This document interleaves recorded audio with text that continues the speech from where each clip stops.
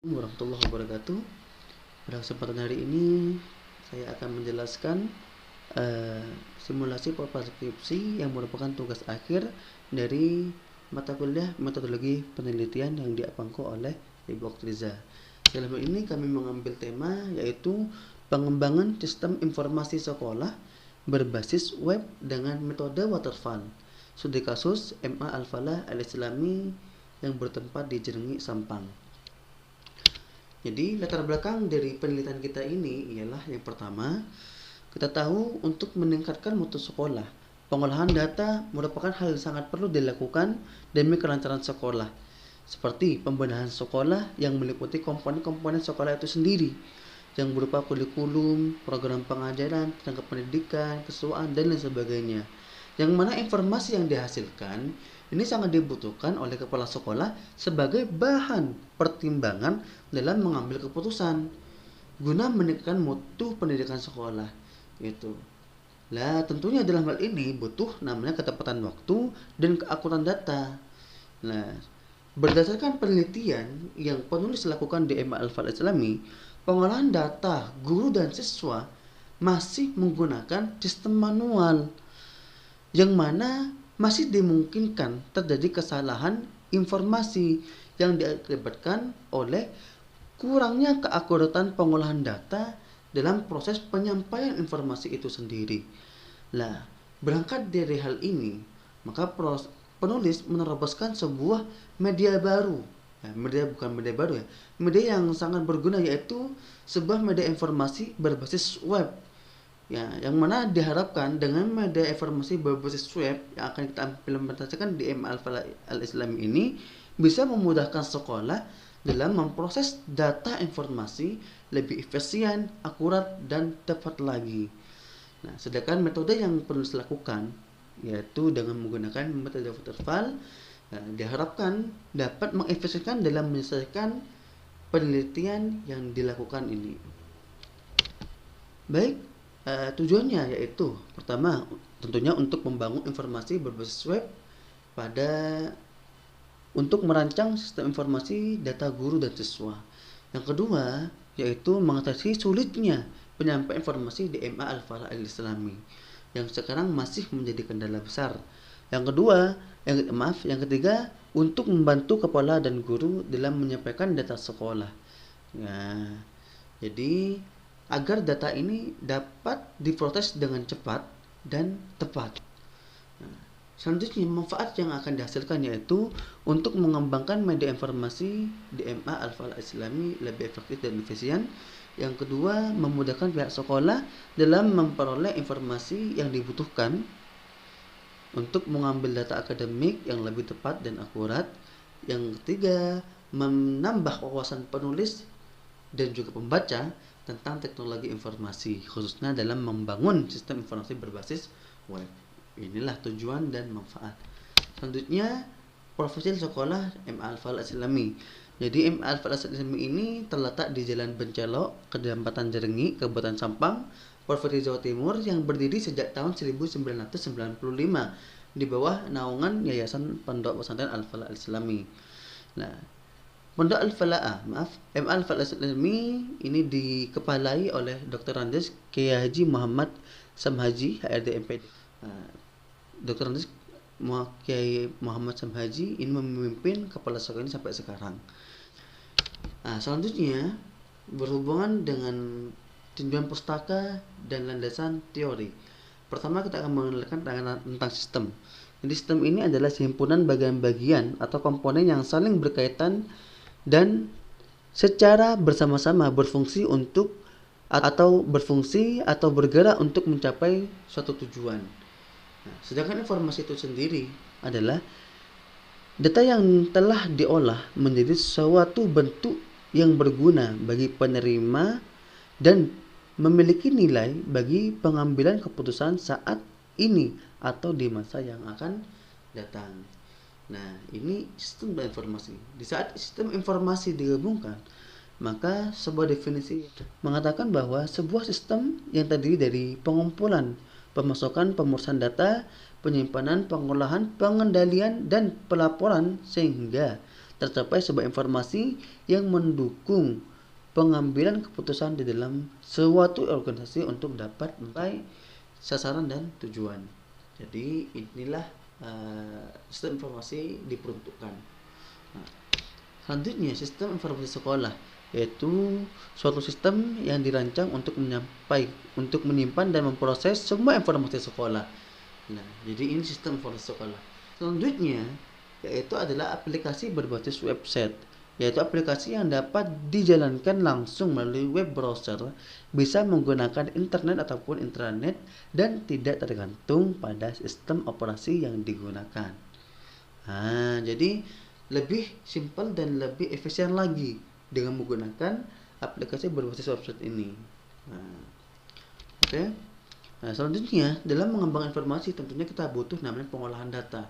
Nah, pengolahan data itu sendiri adalah segala bentuk pengolahan yang dilakukan terhadap data untuk membuat data itu berguna sesuai hasil yang diinginkan, sehingga hasil pengolahan data dapat segera dipakai. Nah, dalam proses pengolahan data ini kita menggunakan DBMS, yaitu Database Management System. Nah, DBMS ini sendiri, kenapa kita menggunakan DBMS? Karena DBMS mempunyai beberapa keunggulan. Nah, yang pertama itu adalah mengendalikan atau mengurangi duplikasi data. Yang kedua, menjaga konsistensi data, integritas data, dan juga integritas data. Yang ketiga, meningkatkan keamanan data dari orang yang tidak berwenang, jadi aman. Yang keempat, meningkatkan pemeliharaan melalui independensi data. Yang kelima, meningkatkan layanan backup dan recovery. Yang keenam, meningkatkan konkurensi tanpa menimbulkan masalah kehilangan informasi atau integritas. Jadi ada 6 hal keunggulan daripada DBMS itu yang kami angkat. Kenapa hingga kami mengangkat DBMS ini? Yang selanjutnya yaitu perangkat lunak yang digunakan. Ada 2 perangkat lunak yang kami gunakan. Pertama, MySQL, yaitu merupakan RDBMS atau server database yang mengelola database dengan cepat dan menampung dalam jumlah sangat besar serta dapat diakses oleh banyak user. Nah, jadi ini MySQL. Nah, yang kedua itu ada SMPP, yaitu salah satu paket komplit web server yang mudah dipasang di berbagai macam sistem operasi. Jadi SMPP adalah sebuah web server. Itu di dalamnya terdapat MySQL, Apache, PHP, dan sebagainya. Jadi 2 perangkat lunak ini adalah 2 perangkat lunak inti yang kami gunakan. Gunakan bahasa pemrograman juga. Ada sekitar 4 bahasa pemrograman yang kita gunakan. Yang pertama itu adalah HTML. HTML ini adalah suatu bahasa yang dikenal oleh web server ya, untuk menampilkan informasi. Informasi ini baik berupa teks, gambar, suara, animasi, dan sebagainya. Sedangkan PHP ini adalah bahasa pemrograman web server yang bersifat open source. Nah, jadi ini adalah PHP ya. Selanjutnya CSS. CSS ini adalah sebuah template yang mengontrol performan teks HTML pada halaman website. Jadi lebih kepada pengontrolan, bagaimana kita mendesain, lebih memperindah dan sebagainya. Selanjutnya PHP-Admin. PHP-Admin ini adalah aplikasi manajemen database server MySQL berbasis web. Nah, dengan PHP kita bisa membuat database baru, mengelola database, dan melakukan operasi pemerintahan database secara lengkap. Nah, jadi 4 program ini yang kita gunakan. Selanjutnya kita masuk berbab 3, kerangka kerja penelitian.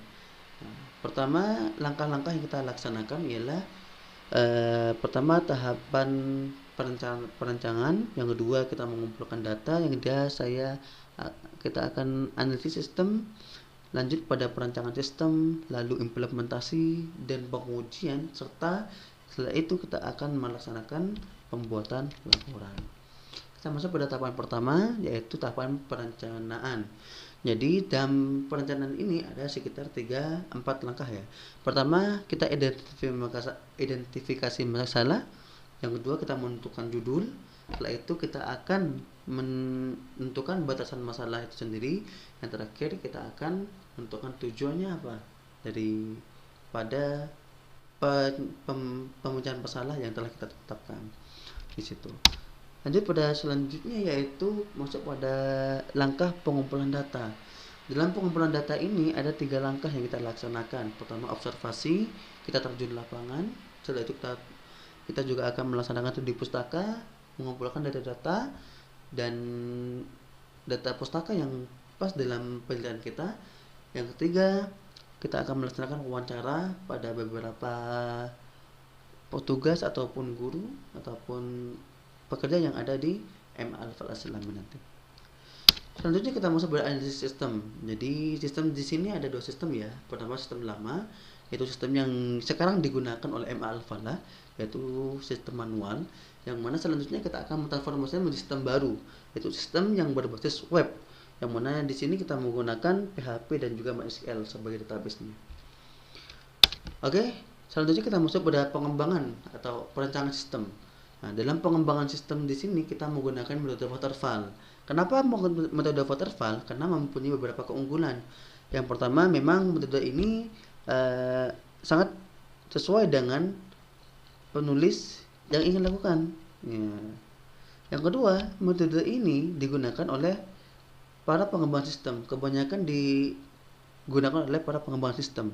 Yang ketiga, tahapan dalam metode waterfall ini sangat mudah dan dapat mengurangi waktu dalam pengembangannya, dalam artian dapat mengefisiensi waktu.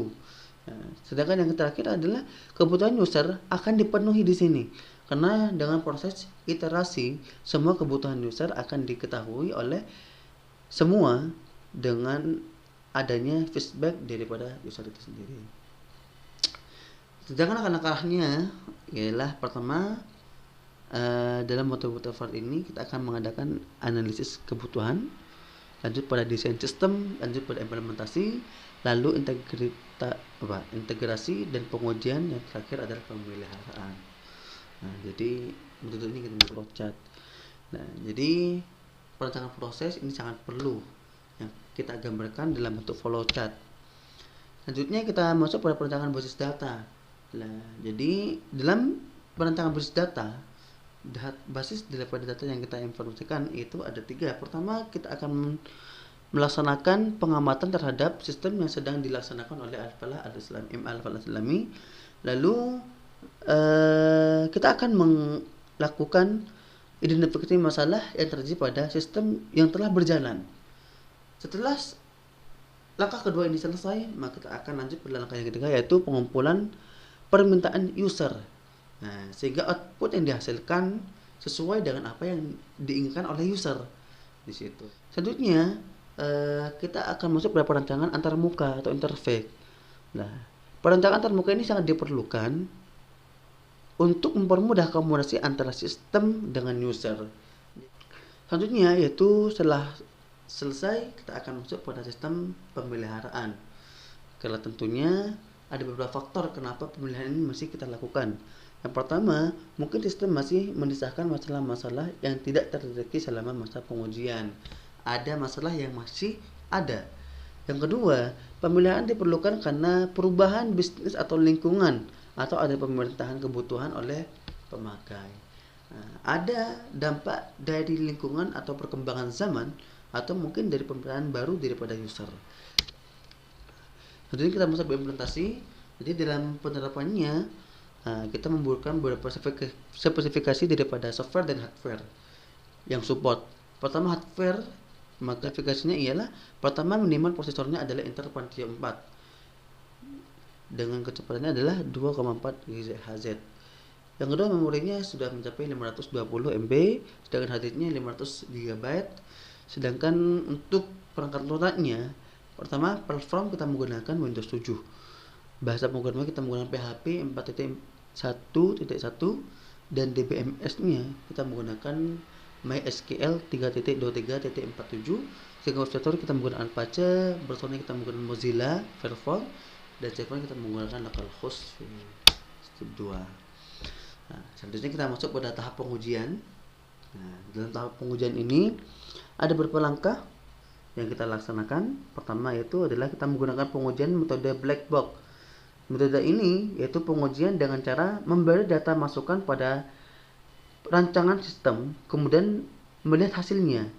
Nah, pengujian ini akan sukses jika hasil yang diinginkan sesuai dengan yang diharapkan. Nah, selanjutnya kita menggunakan sistem lama dan sistem baru. Kita mengkonfigurasikan antara sistem lama dan sistem baru. Itu hasil yang mana, maka itu yang kita ambil. Pengujian dengan metode UAT. Nah, UAT ini adalah pengujian sistem dilakukan oleh panitia penerimaan mahasiswa baru atau pengguna sistem, yang mana pengujian ini akan sukses jika hasil yang diinginkan sesuai dengan apa yang diharapkan juga oleh user atau pengguna. Jadi beberapa langkah ini untuk mengetahui hasil daripada sistem informasi yang kita bangun. Nah, baik, mungkin ini presentasi yang bisa kami sampaikan. Kurang lebihnya kami mohon maaf. Wassalamualaikum.